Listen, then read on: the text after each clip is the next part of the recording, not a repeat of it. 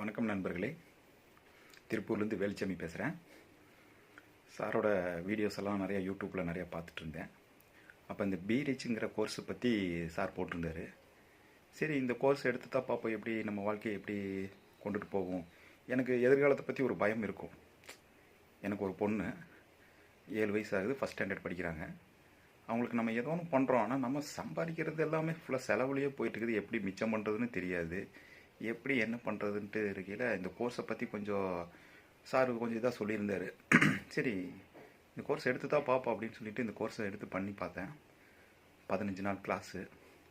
அது இப்படி என்னுடைய வாழ்க்கையே இவ்வளோ தலையில் மாற்றிருக்குறங்கிறது இப்போ நினச்சாலும் எனக்கு ரொம்ப ஒரு பிரமிப்பாக இருக்கும். சாருக்கு ரொம்ப நன்றி.